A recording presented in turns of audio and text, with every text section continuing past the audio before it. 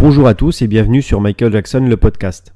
Je suis Michel Piscopo et étant fan de la première heure, j'avais envie de vous faire découvrir au fil de ces prochaines semaines un artiste de génie et un homme d'une grande générosité. Un homme avec ses défauts bien sûr, mais aussi avec ses qualités qui a donné sa vie aux autres afin de divertir et de procurer de la joie et du bonheur au monde entier. Il s'agit évidemment de Michael Jackson. Sachez que cette série de podcasts, l'un des rares podcasts sur Michael Jackson en français, est extrait de mon livre Michael Jackson, mon étoile, disponible sur Amazon en format livre numérique. Michael Jackson continue sa route du succès en ce début de l'année 1984.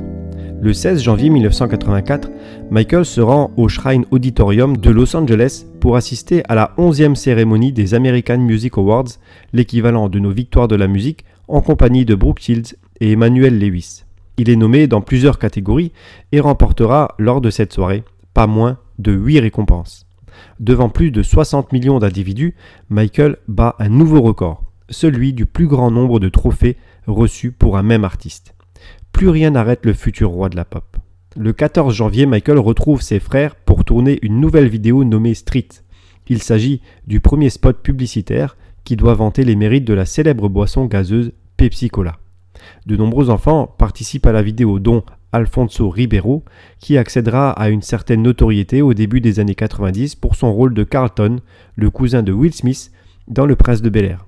Le réalisateur contacté pour les spots de pub est Bob Giraldi, que Michael connaît, puisqu'il avait déjà travaillé avec lui sur le clip de Beat It. Michael propose également à Pepsi d'enregistrer une nouvelle version de Billie Jean, afin de l'inclure dans la vidéo. Pepsi accepte, mais Michael pose aussi ses exigences.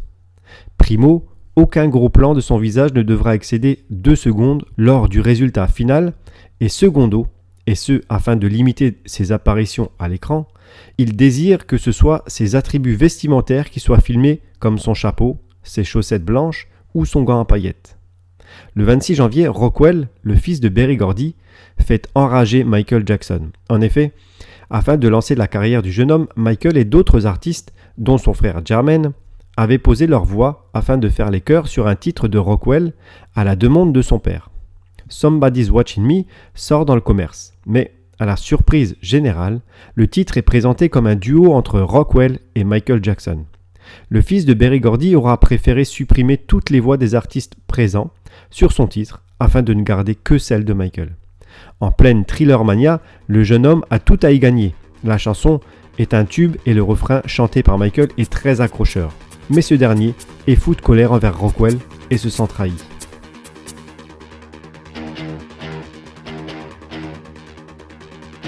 Le lendemain, il tourne une nouvelle publicité pour Pepsi avec ses frères. Baptisée The Concert, il s'agit pour Bob Giraldi, toujours en charge de la réalisation, de recréer l'ambiance d'un concert des Jacksons. Plus de 3000 personnes s'entassent dans le Shrine Auditorium de Los Angeles. L'intention est à son comble et l'atmosphère est stimulante. Chacun veut donner le meilleur de lui-même, et particulièrement Michael, dont le rôle se résume à descendre d'un grand escalier et à rejoindre ses frères sur scène pour y chanter les louanges de la boisson gazeuse sur le rythme et la mélodie de Billie Jean. Plusieurs prises sont tournées et chacune d'elles se passe à merveille. À maintes reprises, Michael se tient en haut des marches, esquisse un petit pas de danse, puis descend rapidement les escaliers pour rejoindre la scène. Arrivé à mi-distance du haut des marches et de la scène, des effets pyrotechniques explosent derrière lui. Mais à la 6e prise, un accident se produit et il va avoir un impact considérable sur le reste de la vie de Michael Jackson. Se tenant en haut des marches, Michael effectue un de ses pas de danse et alors qu'il se trouve toujours au même endroit, de fortes explosions détonnent juste derrière lui. Ses cheveux, englués par d'épaisses couches de gomina, s'enflamment instantanément mais Michael ne s'en rend pas compte. Il descend les escaliers en véritable torche humaine et arrive sur scène. Il tourne sur lui-même, provoquant une épaisse fumée grisâtre. Le feu atteint son cuir chevelu et la douleur est insupportable. Portant sa main à son crâne, il s'effondre dans un cri de détresse. Miko Brando, l'un de ses gardes du corps, se jette sur lui avec sa propre veste, suivi rapidement par des techniciens et de l'équipe de sécurité. Près de 10 secondes s'écoulent avant que Michael se rende compte de ce qui lui arrive et surtout avant qu'une personne lui sauve la vie. Dans la salle, c'est la stupeur. Le public, présent, ne sait pas encore ce qui se passe. Qu'est-il arrivé à Michael Jackson ? Les secours présents sur les lieux prennent en charge le chanteur et l'installent rapidement sur une civière. Mais en sortant de l'auditorium pour se rendre dans l'ambulance, les secouristes se heurtent à une horde de journalistes qui font crépiter leurs flashs avec véhémence. C'est alors que Michael, toujours couché sur le brancard, fait preuve d'une force de caractère impressionnante, doublée d'un sens du spectacle ahurissant. Devant la foule de photographes massés devant l'ambulance, il fait un signe de la main, celle-là même qui porte son gant à paillettes. Groggy, sonné, souffrant, il reste Michael Jackson avant tout. De nombreuses photographies sont prises et feront le tour du monde le lendemain même avec un bilan de santé relativement grave. Michael est brûlé au cuir chevelu, au 2e et 3e degré sur une surface grande comme la paume d'une main. Dans un premier temps, Michael est emmené au Cedar Sinai Medical Center, puis est transféré au Broadman Memorial Hospital dans un centre de grands brûlés afin d'y recevoir les traitements adéquats. Mais qui est responsable ? Est-ce Michael lui-même qui s'est attardé en haut des escaliers ou est-ce une défaillance technique ? Sur les conseils de ses proches, qui lui disent de porter plainte contre Pepsi, Michael fait la sourde oreille. Mais la firme se sent tout de même responsable et décide de lui verser 1,5 million d'indemnités que Michael versera intégralement au Broadman Memorial Hospital afin de construire un service hospitalier destiné aux grands brûlés. Afin de rendre hommage à son généreux donateur, l'hôpital décide d'appeler cette nouvelle unité le Michael Jackson Burn Center.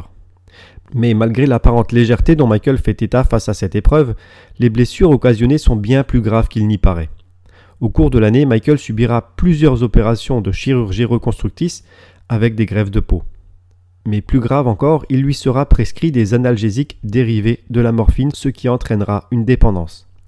En juillet 2009, alors que la vidéo de l'incident n'a jamais fait l'objet d'une attention particulière depuis 25 ans, le magazine People US Magazine la diffuse sur Internet et le monde entier découvre avec émoi ce douloureux épisode de la vie de Michael Jackson.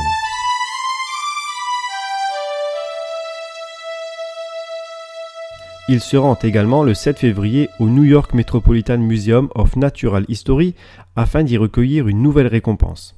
En association avec CBS, le livre Guinness des records certifie à Michael que Thriller est devenu, à cette date, l'album le plus vendu de tous les temps, avec 25 millions d'exemplaires vendus. Le 28 février, Michael et Brooke Shields apparaissent ensemble à la cérémonie des Grammy Awards. Il y gagnera une nouvelle fois 8 récompenses. Michael est très heureux. Il a pris sa revanche sur ce déplaisant souvenir de 1980 où il n'avait reçu qu'une seule récompense pour sa chanson Don't Stop Till You Get Enough, contenue dans l'album Off the Wall. Sur 12 nominations, Michael remporte 8 trophées, devenant ainsi l'artiste ayant obtenu le plus de Grammy Awards de l'histoire. Ce record tiendra jusqu'en 2000 puisque Michael sera rejoint par Carlos Santana qui égalera cet exploit. De plus, lors de la retransmission de la cérémonie, les publicités Pepsi Cola tournées par les Jackson, sont diffusées devenant immédiatement très appréciées du grand public. Début mars, un artiste du nom de Weird Al Yankovic parodie Beat It et renomme sa version Hit It. Le single atteint la 12e place au Billboard Hot 100 aux États-Unis et le comique réalise également une version caricaturale du clip de Michael Jackson dans laquelle il tourne en dérision les différentes scènes de la vidéo en reprenant chaque plan de l'original pour les rendre absurdes et drôles.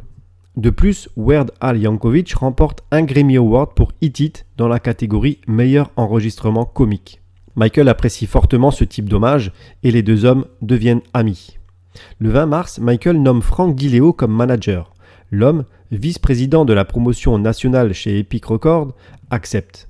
Au cours de l'année, Michael continue de faire la une des magazines américains et enregistre également un duo avec son frère Jermaine, qui figure sur le premier album solo de celui-ci depuis son départ de chez Motown. Dynamite sort dans le commerce sous le label Arista Records et contient la chanson Tell Me I'm Not Dreaming, en duo avec Michael. Mais la décision de sortir le titre en single est compromise par des difficultés d'ordre juridique entre Epic et Arista, les maisons de disques respectives de Michael et Jermaine.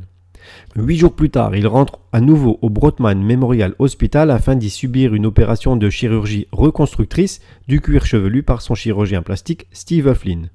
Par la suite, il se rend rapidement à Los Angeles pour y débuter les répétitions du Victory Tour. Motown en profite pour sortir un ultime album de vieux enregistrements inédits des Jackson 5. L'album s'appelle Farewell My Summer Love et ne dépasse guère les 100 000 copies vendues aux États-Unis. Le 14 mai, Michael est reçu à la Maison Blanche par Ronald Reagan et son épouse Nancy. Le président américain veut lui témoigner sa reconnaissance à propos de l'engagement pris par Michael pour la lutte contre l'alcoolisme au volant. Quelques semaines plus tôt, il avait offert les droits de la chanson Beat It afin qu'elle soit utilisée comme support à une grande campagne télévisuelle et radiophonique de prévention de lutte contre la conduite en état d'ivresse. Ronald Reagan décide donc de rendre un hommage public à Michael et, avec son épouse, l'invite officiellement à Washington dans la demeure présidentielle. Le 9 juin 1984, Michael assiste à la première inauguration de sa propre statue de cire au musée des records à San Francisco et 4 jours plus tard est diffusé sur les ondes radio State of Shock, un duo entre Michael et le leader des Rolling Stones, Mick Jagger. Aucune vidéo n'est réalisée, mais le succès est immédiat. La chanson devait être à l'origine un duo entre Michael Jackson et Freddie Mercury. Les deux artistes s'étaient rencontrés 2 ans plus tôt pour enregistrer le morceau. There Must Be More to Life Than This est également une chanson enregistrée entre Freddie et Michael. Tout comme la première version de State of Shock, ce duo restera inédit jusqu'à sa diffusion sur Internet. State of Shock, avec la participation de Mick Jagger, fait partie d'un nouvel album des Jackson qui devrait paraître le mois suivant. Simplement appelé Victory, du nom de la tournée à venir, l'album sera certainement le dernier de Michael avec ses frères. Début juillet, c'est une chanteuse du nom de Rebbie Jackson qui crée la surprise puisqu'elle chante une chanson écrite et produite par Michael. Il s'agit bien évidemment de l'aîné de la famille Jackson qui interprète Centipede, un titre qu'a offert Michael à sa sœur et dans lequel le public peut l'entendre faire les chœurs. C'est le 25 juin que sort dans les bacs l'album d'un artiste déjà présent dans le paysage musical international depuis 6 ans. Le disque s'appelle Purple Rain et son interprète est un jeune homme âgé de 26 ans surnommé Prince. De son vrai nom Prince Roger Nelson, le jeune artiste est né le 7 juin 1958 à Minneapolis dans le Minnesota. En 1984, le chanteur détient déjà de nombreux succès à son actif et son look est très étudié. Contrairement à Michael Jackson qui reste ancré dans un monde d'enfance, Prince a un style beaucoup plus viril et sexuel. Et c'est exactement sur ces différences que les médias vont inventer une rivalité. Tout au long des années 80, les médias, les fans et les deux artistes eux-mêmes entretiendront cet antagonisme. Purple Rain sert de support musical au film éponyme dans lequel Prince joue son propre rôle. 3e extrait de l'album, la chanson titre est une magnifique ballade rock, pop et gospel de plus de 8 minutes. L'album quant à lui, et à l'exception d'une seule chanson, est entièrement écrit et composé par Prince lui-même.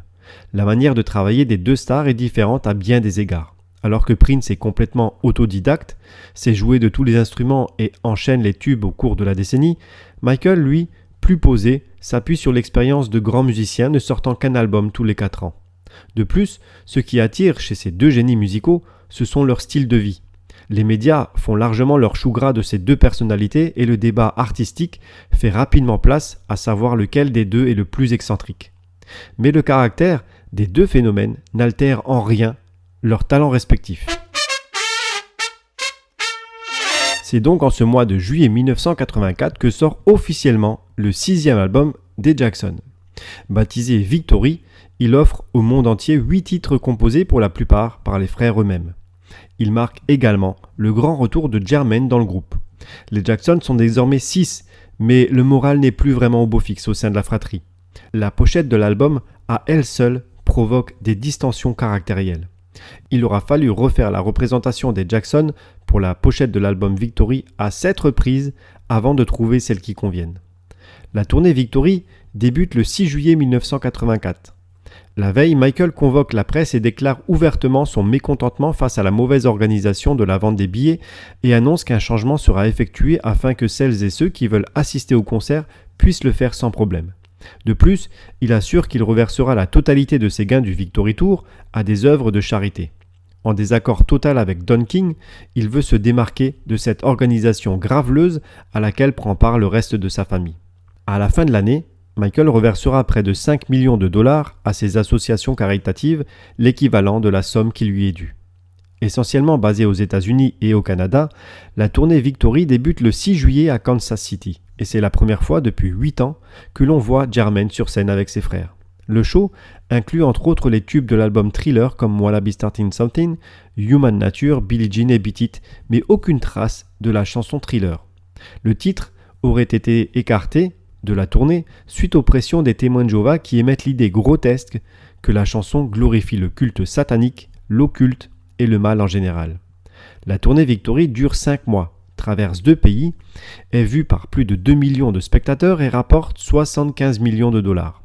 Michael est en pleine forme, il se sent fort et prêt à montrer au monde entier de quoi il est capable. Les spectateurs peuvent le découvrir chaque soir. Michael est au sommet de la chaîne artistique et c'est l'occasion rêvée pour les fans de le voir sur scène depuis la sortie de l'album Thriller. Malgré les tensions familiales, il veut donner le meilleur de lui-même, conquérir le cœur de celles et ceux qui ne l'aiment pas encore et rendre les gens heureux. Et chaque soir, c'est une véritable communion qui s'établit entre le public et les Jackson.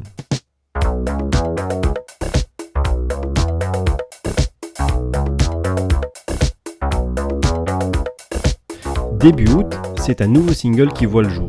Il s'agit d'un duo entre Jermaine et Michael, intitulé Torture, extrait de l'album Victory. Il est intéressant de noter que malgré la diffusion en radio des quelques singles sortis de l'album Victory, aucun titre n'est joué lors de la tournée du même nom. En septembre, le Victory Tour bat son plein et Michael en profite pour remettre les pendules à l'heure en demandant à son manager, Frank DiLeo, de convoquer la presse afin de répondre aux nombreuses rumeurs circulant sur son compte. Il veut notamment mettre un point final sur une histoire insistante qui dit qu'il aurait subi des modifications génitales et hormonales afin de garder une voix aiguë. Le 7 septembre, Janet Jackson, la petite sœur de Michael âgée d'à peine 18 ans, épouse en secret James DeBarge, un chanteur funk qui obtient un franc succès dans les années 80. Toute la famille Jackson connaît l'existence de cette union, sauf Michael. Personne n'ose lui avouer ce que sa petite sœur a fait. Se sentant toujours très proche d'elle, il considère Janet comme sa meilleure amie dans la famille et prendrait cette cachotterie comme une véritable trahison. C'est la petite fille de Quincy Jones qui décrochera le téléphone pour lui annoncer la nouvelle, quelques semaines plus tard. Michael est effondré et choqué, ne comprenant pas ce qui a poussé sa sœur à agir ainsi. Celle avec qui il partageait tout était partie. Se sentant humilié par le fait que Janet ne lui ait pas avoué ce qu'elle avait l'intention de faire, Michael est désemparé. Mais pour l'heure, le spectacle doit continuer et Michael remonte sur scène pour poursuivre la tournée. Début octobre, le single Body, toujours extrait de l'album Victory, est mis en vente et une vidéo est tournée par les Jackson. Mais Michael refuse d'y participer. En octobre et en novembre, les 6 frères continuent leur balade à travers les États-Unis et plus rien ne les arrête. Sur scène, chaque soir, c'est l'hystérie et les 6 frères semblent soudés comme jamais. Mais ce n'est qu'une façade artistique et médiatique, car l'ambiance se dégrade de jour en jour au sein du groupe. Les Jackson ne se supportent plus et aucun d'entre eux ne fait d'efforts. Pour ne pas se croiser en dehors des concerts, ils voyagent dans des voitures séparées et dorment dans des hôtels différents. De plus, Joe Jackson, aveuglé par l'argent qu'il amasse grâce à ses fils, envisage d'étendre la tournée Victory à l'Europe. Et Don King, le promoteur du spectacle, donne son aval à cette brillante idée. Mais c'est sans compter sur les sentiments de Michael qui, lorsqu'il apprend les projets des deux aigrefins, rentre dans une colère noire et décide seul de ruminer sa vengeance. Début novembre, une statue de cire a été commandée par le célèbre musée Madame Tussauds afin d'ajouter Michael parmi les nombreuses autres personnalités déjà présentes dans la galerie. Le 20 novembre, ce sont 5000 fans qui tentent d'apercevoir Michael Jackson sur Hollywood Boulevard à Los Angeles. Le chanteur y est présent pour assister au dévoilement de son étoile sur le Walk of Fame de la célèbre avenue. Début décembre, la série de concerts se poursuit à Los Angeles, et c'est à Los Angeles que Michael et ses frères donnent leur dernière représentation au Dodger Stadium. Le Victory Tour s'achève. Janet, Latoya et Rebby, ainsi que tous les neveux et nièces des Jackson, sont invités à monter sur scène pour danser durant les derniers moments du spectacle. Lors de la dernière date, et à la surprise générale, Michael prend la parole, à la fin du show, pour faire une annonce qui va secouer sa famille et son public. En colère contre son père et Don King, qui veulent étendre la tournée à l'Europe, et blessé par le fait qu'aucun membre de sa famille ne respecte son souhait de ne plus faire de tournée avec ses frères, il décide d'annoncer publiquement la fin des Jackson. Ce 9 décembre 1984, ce sera le dernier concert des frères réunis. Michael déclare officiellement qu'il quitte le groupe pour se consacrer entièrement à sa carrière solo. Le rideau final tombe sur les Jackson. La tournée d'adieu prend fin, Michael est soulagé, sa famille est sous le choc. 55 concerts ont été donnés par les Jackson devant 2 millions de spectateurs. C'est la plus grande tournée d'un groupe aux USA. Elle aura rapporté 75 millions de dollars, un record absolu pour l'époque. Et comme promis, Frank DiLeo a la lourde tâche de distribuer les 5 millions de dollars engrangés par Michael durant le Victory Tour à des œuvres de charité.